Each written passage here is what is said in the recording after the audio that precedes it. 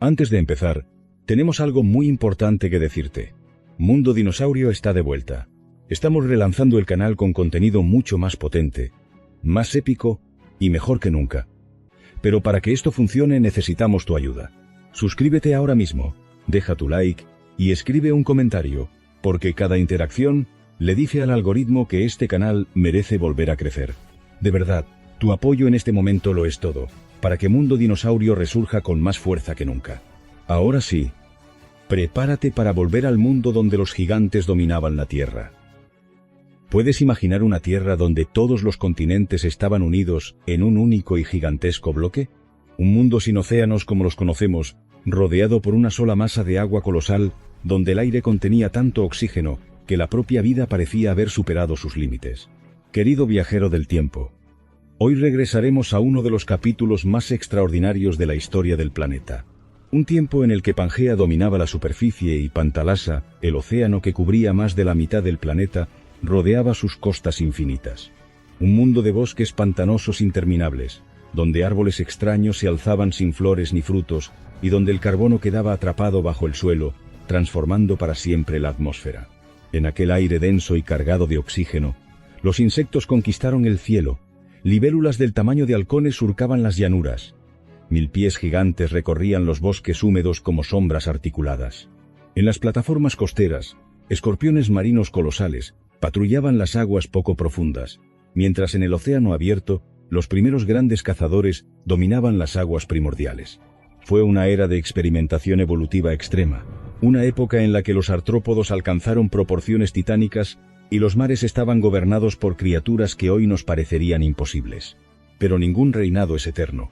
El clima cambió, los ecosistemas se transformaron y finalmente, una de las mayores extinciones masivas de la historia arrasó con casi toda la vida marina y gran parte de la terrestre. Los gigantes desaparecieron y el planeta quedó preparado para nuevos protagonistas. Prepárate para viajar a ese mundo olvidado, donde la atmósfera moldeó la vida, los océanos dictaron el equilibrio ecológico y el planeta dio forma a gigantes imposibles. Pero antes de comenzar, cuéntanos desde dónde nos estás viendo y suscríbete para acompañarnos en los próximos viajes al pasado profundo de la Tierra. Pangea, el mundo antes de la fragmentación.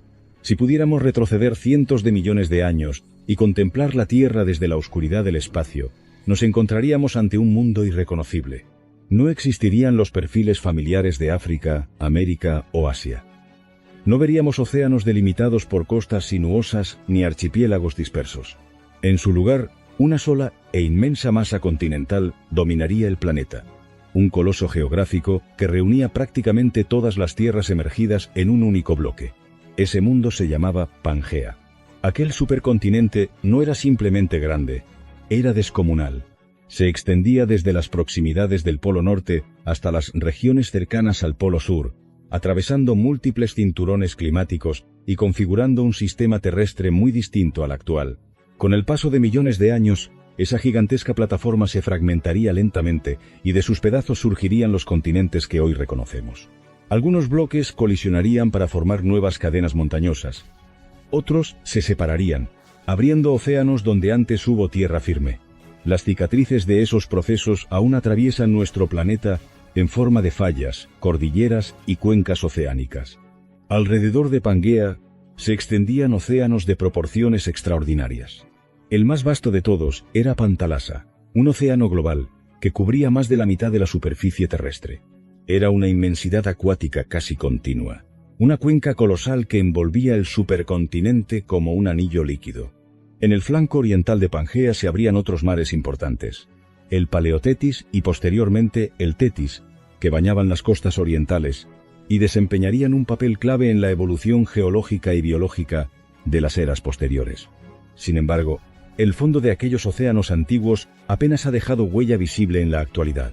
La corteza oceánica, a diferencia de la continental, tiene una vida geológica breve. Se forma en las dorsales, se desplaza y finalmente es engullida por el manto en las zonas de subducción. Ese ciclo constante de creación y destrucción ha reciclado la mayor parte de los lechos marinos de la época de Pangea. Tan solo algunos sectores del actual Océano Pacífico podrían conservar fragmentos remanentes de aquella ancestral Pantalasa, vestigios casi invisibles de un mundo desaparecido. La configuración continental también influyó de manera decisiva en el clima. Aunque Pangea atravesaba diferentes latitudes, el contexto general del planeta, durante amplios intervalos de este tiempo, era relativamente seco y fresco, con niveles marinos más bajos que los actuales. La combinación de un supercontinente tan extenso y mares retraídos generó un clima marcadamente continental. En amplias regiones del interior, lejos de la influencia moderadora de los océanos, el corazón de Pangea experimentaba contrastes extremos. Las precipitaciones eran escasas, la humedad limitada y las oscilaciones térmicas pronunciadas. Los inviernos podían ser fríos, con escasas nevadas, mientras que los veranos resultaban abrasadores y áridos. En esas vastas extensiones interiores se desarrollaron paisajes duros y abiertos, dominados por llanuras rocosas y desiertos prácticamente desprovistos de vida compleja. No obstante, el planeta no era uniforme. En las franjas ecuatoriales y en ciertas zonas costeras, donde la humedad oceánica sí alcanzaba tierra firme, prosperaban densas selvas cálidas y húmedas. Allí se alzaban bosques dominados por helechos arborescentes, equisetos gigantes y licopodios de gran tamaño, plantas que hoy nos parecerían extrañas y primitivas. Muchas de aquellas formas vegetales desaparecieron para siempre, y solo algunos descendientes remotos persisten hoy como vestigios vivos de aquel mundo antiguo en nuestros ecosistemas actuales. Fue en ese contexto cuando comenzaron a formarse algunos de los mayores depósitos de carbón de la historia terrestre, un rasgo tan característico que daría nombre a todo un periodo geológico, el Carbonífero. Paradójicamente, los yacimientos, que siglos más tarde impulsarían la revolución industrial y transformarían la civilización humana, tuvieron su origen en un profundo desequilibrio ecológico del pasado remoto. En aquellos bosques pantanosos, los grandes vegetales poseían sistemas radiculares relativamente poco desarrollados en comparación con las plantas modernas. Además, los microorganismos capaces de descomponer eficazmente la lignina, el resistente polímero que confiere rigidez a los troncos leñosos, aún no habían evolucionado plenamente. La lignina se acumulaba en cantidades masivas sin que existiera un mecanismo biológico eficiente para reciclarla. Cuando aquellos árboles gigantes caían por efecto del viento, las tormentas o el simple paso del tiempo, sus troncos no se degradaban con rapidez. En lugar de integrarse rápidamente al ciclo del carbono, se acumulaban en suelos encharcados, formando espesos depósitos de materia vegetal prácticamente intacta. Enterrados bajo sedimentos y aislados del oxígeno, estos restos orgánicos iniciaban un lento proceso de transformación química. A lo largo de millones de años, la presión, el calor y la ausencia de descomposición bacteriana eficiente convirtieron esas masas vegetales en capas de turba y posteriormente en carbón. Así, lo que comenzó como un desajuste biogeoquímico en antiguos bosques ecuatoriales terminó generando una de las fuentes energéticas más influyentes de la historia humana. La acumulación masiva de materia vegetal no fue un simple fenómeno local en antiguos pantanos ecuatoriales. Constituyó el punto de partida de una alteración planetaria de gran escala. Al quedar inmovilizados bajo sedimentos millones de toneladas de troncos y restos leñosos, el carbono que esas plantas habían extraído de la atmósfera dejó de circular con normalidad por el sistema terrestre. Ese secuestro prolongado de carbono tuvo consecuencias profundas. Al no reincorporarse rápidamente al ciclo biogeoquímico mediante la descomposición, enormes cantidades de dióxido de carbono quedaron atrapadas en forma sólida. Con el paso del tiempo, la concentración atmosférica de CO2 disminuyó de manera significativa, mientras que el oxígeno, producto de la fotosíntesis, comenzó a acumularse en proporciones cada vez mayores. No fue, sin embargo, una evolución simple ni uniforme. El sistema climático y químico del planeta operaba mediante retroalimentaciones complejas.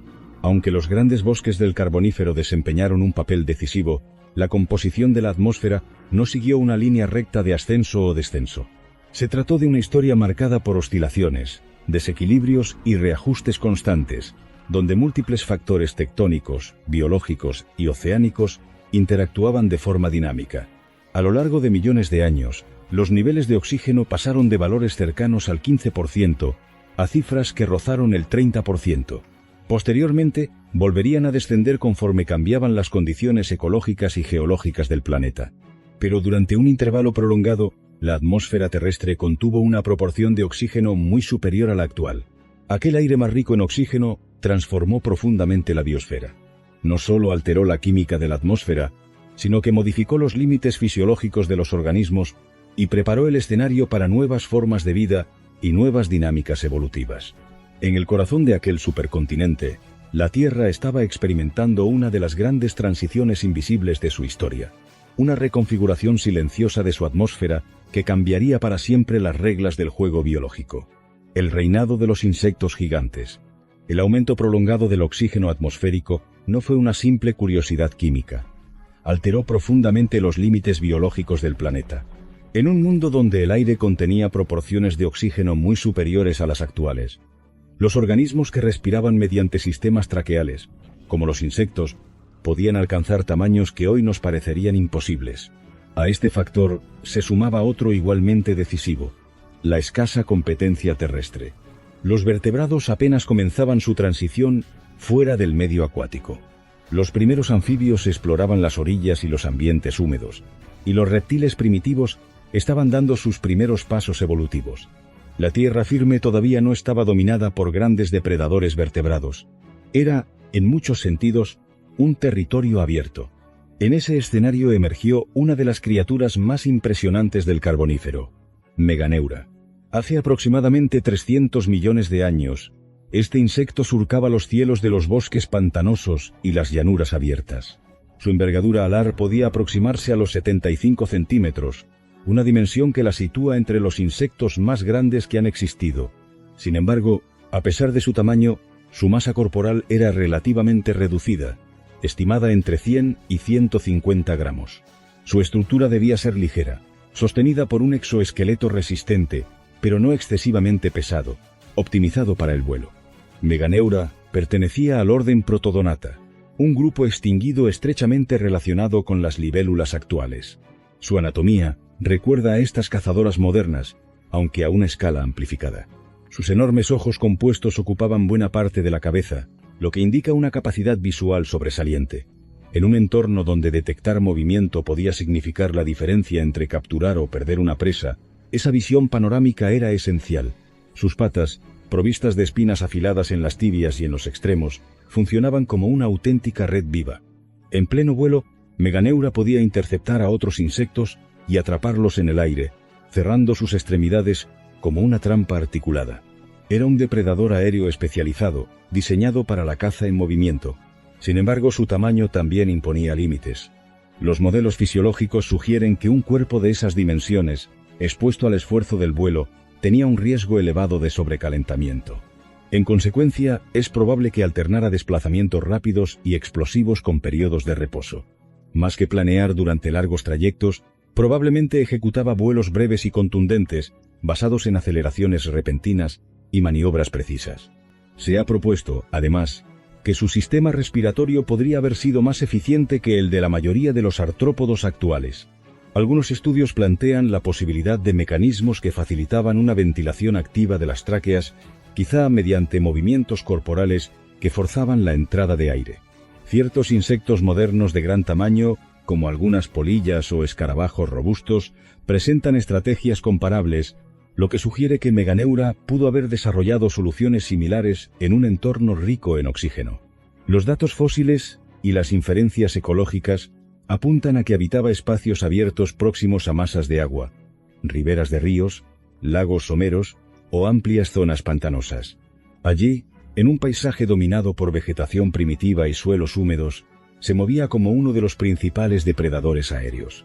Su dieta consistía en otros insectos, aunque no puede descartarse que capturara pequeños vertebrados si la oportunidad se presentaba. En aquel mundo antiguo, donde el aire era más denso en oxígeno y la competencia aún limitada, Meganeura representó una de las expresiones más espectaculares de cómo la química de la atmósfera puede moldear la forma y el tamaño de la vida. Fue el resultado directo de un planeta en transformación, donde cada cambio en la composición del aire abría nuevas posibilidades evolutivas. Mientras los grandes depredadores alados patrullaban el cielo del Carbonífero, en el suelo húmedo de aquel mundo antiguo se desplazaba una criatura aún más desconcertante. No surcaba el aire ni acechaba desde las alturas.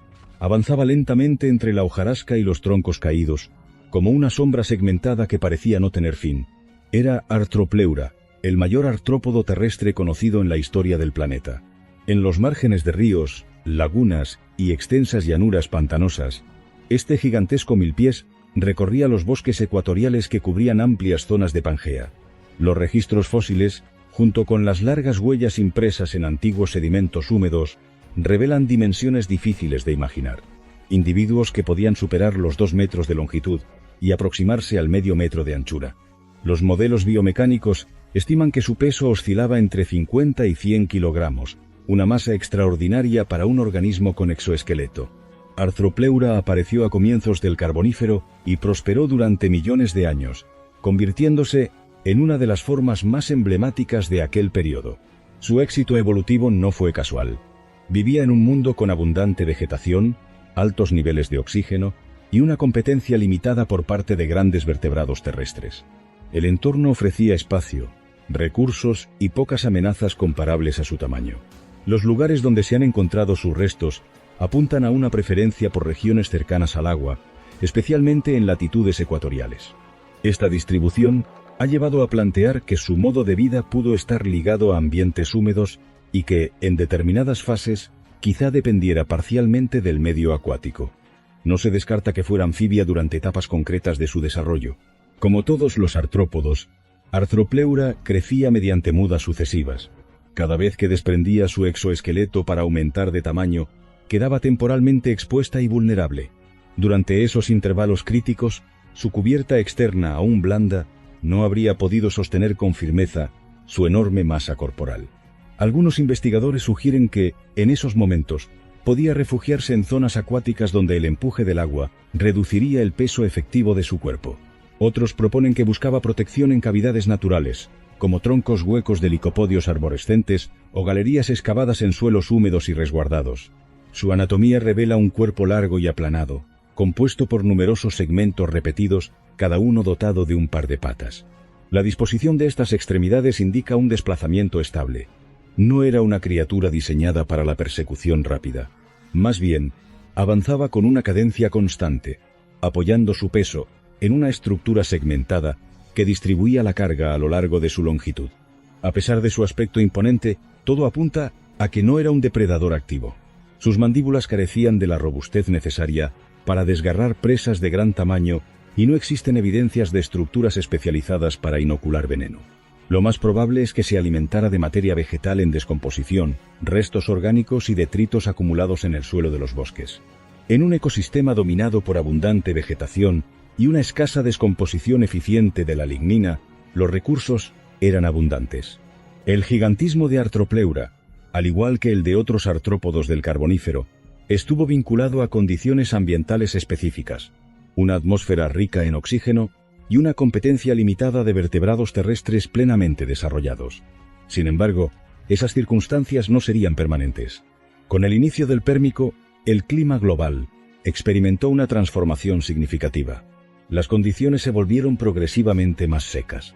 Muchas de las regiones ecuatoriales húmedas dieron paso a paisajes áridos y extensos en el interior de los continentes. La contracción de los hábitats pantanosos y la reorganización de los ecosistemas redujeron drásticamente las oportunidades para criaturas dependientes de ambientes húmedos. En ese nuevo escenario, los gigantes del Carbonífero no lograron adaptarse.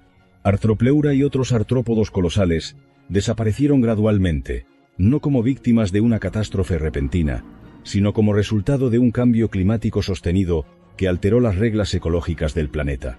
Así, el reinado silencioso de los grandes invertebrados terrestres llegó a su fin, dejando tras de sí huellas fósiles que aún hoy nos hablan de un tiempo en el que la Tierra permitió que los artrópodos alcanzaran proporciones casi inimaginables. Plataformas costeras del Paleozoico. Aunque la vida comenzaba a consolidarse en tierra firme, el verdadero corazón biológico del planeta seguía latiendo bajo las aguas. Los continentes podían estar cubriéndose de bosques y artrópodos gigantes, pero los océanos continuaban siendo el principal escenario de la evolución. Allí, en las plataformas continentales que bordeaban Pangea, se desarrollaban ecosistemas de una riqueza extraordinaria. La extensa línea costera del supercontinente generaba vastas zonas poco profundas, bañadas por la luz solar y cargadas de nutrientes arrastrados desde tierra firme. Estas plataformas constituían auténticos laboratorios evolutivos. La combinación de abundante iluminación, aguas relativamente cálidas y una circulación constante favorecía una explosión de formas de vida. En esos mares someros, y también en los estuarios, prosperó uno de los grupos más enigmáticos del Paleozoico, los euriptéridos, conocidos popularmente como escorpiones marinos. Estos artrópodos no fueron antepasados directos ni de los crustáceos modernos ni de los escorpiones actuales, pese a su apariencia, que puede inducir a error. Representaban una rama evolutiva propia dentro de los quelicerados, un linaje que no dejó descendientes vivos. Fueron un experimento biológico que alcanzó gran éxito durante cientos de millones de años y luego desapareció por completo. Su apogeo se produjo en el Paleozoico, especialmente antes y durante el Carbonífero. Entre ellos destacó una forma verdaderamente colosal, Jaekelopterus. Este depredador acuático podía superar los 2,5 metros de longitud, aproximándose a los 2,8 metros en los ejemplares más grandes conocidos. Con semejantes dimensiones, se sitúa entre los mayores artrópodos que han existido jamás. Los euriptéridos habitaron el planeta durante un intervalo prolongado, desde hace aproximadamente 500 millones de años hasta cerca de los 250 millones. Se adaptaron tanto a ambientes marinos costeros como a sistemas de agua dulce, lo que demuestra una notable versatilidad ecológica. Su anatomía estaba organizada en 3 regiones principales. La parte anterior, el prosoma, concentraba la cabeza, los ojos y los principales apéndices sensoriales y de captura. A continuación se encontraba el mesosoma, la sección media del cuerpo, donde se insertaban extremidades modificadas en forma de paletas que les permitían desplazarse con eficacia en el agua. Finalmente, el metasoma constituía la región posterior, rematada por un apéndice caudal denominado telson, cuya forma variaba entre especies y podía participar en la estabilidad y maniobrabilidad. La morfología de sus apéndices natatorios y la estructura de su cola indican una adaptación refinada al medio acuático. Los estudios hidrodinámicos sugieren que podían mantenerse en suspensión, impulsarse con rapidez y ejecutar cambios bruscos de dirección. No eran simples habitantes del fondo marino. Eran nadadores activos capaces de cazar en la columna de agua. Su exoesqueleto, compuesto de quitina, era relativamente fino y ligero en comparación con el de otros artrópodos gigantes. Esta característica habría reducido su peso total y facilitado la movilidad. Sin embargo, la región anterior del cuerpo presentaba estructuras robustas y mineralizadas. Las grandes pinzas y las quelíceras armadas con espinas constituían auténticas herramientas de captura. Con ellas sujetaban a sus presas con firmeza antes de desgarrarlas. Aunque es probable que no fueran los organismos más veloces de su entorno, sí debieron de ser cazadores eficaces. En los mares paleozoicos abundaban peces primitivos y otros artrópodos, y los euriptéridos ocupaban posiciones altas en la cadena trófica. Jaekelopterus en particular debió de desempeñar el papel de superdepredador en ciertos ecosistemas costeros. Paradójicamente, su tamaño extraordinario no implica necesariamente un peso proporcionalmente elevado. La ligereza relativa de su exoesqueleto sugiere que algunos de los ejemplares más largos quizá no fueran los más pesados. Determinar su masa con precisión es imposible. Los restos fósiles disponibles son fragmentarios y, en muchos casos, incompletos. Los científicos deben recurrir a estimaciones indirectas basadas en el grosor de las placas del exoesqueleto, la proporción de los segmentos corporales y comparaciones con organismos actuales. Así, en los mares poco profundos que bordeaban Pangea, estos gigantes articulados dominaron durante millones de años. Representaron una etapa singular en la historia evolutiva de los artrópodos, una era en la que la vida marina experimentó con formas y tamaños que hoy solo podemos reconstruir a partir de huellas pétreas y fragmentos de caparazones enterrados en la roca. Frente a la silueta estilizada y relativamente ligera de Jaekelopterus, existía otro euriptérido cuya presencia imponía de un modo distinto. Hybertopterus no destacaba tanto por la longitud extrema como por su robustez. Su cuerpo, más ancho y compacto, sugiere una constitución más pesada, quizá incluso superior en masa a la de su pariente depredador, pese a medir algo menos en longitud total. Este artrópodo podía alcanzar entre 1,8 y 2 metros de longitud, pero su anchura, cercana a los 65 centímetros, le otorgaba una apariencia maciza, casi blindada. Su exoesqueleto era más grueso, y su forma general transmitía estabilidad antes que agilidad. no parecía diseñado para persecuciones rápidas en aguas abiertas, sino para una existencia más próxima al fondo. Las evidencias fósiles y la morfología de sus extremidades apuntan a un modo de vida bentónico. Hibertopterus probablemente recorría el lecho de lagunas y mares someros, avanzando lentamente sobre el sustrato. En lugar de cazar activamente peces veloces, es más probable que removiera el sedimento en busca de pequeños organismos, detritos orgánicos o invertebrados ocultos en el lodo. Sus apéndices anteriores muestran adaptaciones especializadas para esta tarea. Más que pinzas poderosas capaces de inmovilizar presas grandes, poseía estructuras adecuadas para manipular el fondo, rastrillar el sedimento o capturar organismos de movimiento limitado. Las extremidades prensiles, en comparación con las de otros euriptéridos depredadores, eran menos robustas y no parecen haber estado optimizadas para la captura de animales ágiles. A diferencia de muchos organismos estrictamente acuáticos, Hibertopterus dejó indicios de incursiones en tierra firme. Se han descubierto huellas fosilizadas que revelan desplazamientos sobre superficies emergidas. Estas marcas sugieren un avance lento, con el cuerpo cercano al suelo y arrastrando parcialmente su masa. No era un animal adaptado a largas caminatas fuera del agua, pero sí capaz de atravesar breves tramos terrestres. La cuestión de cómo lograba sobrevivir fuera del agua sigue siendo objeto de debate.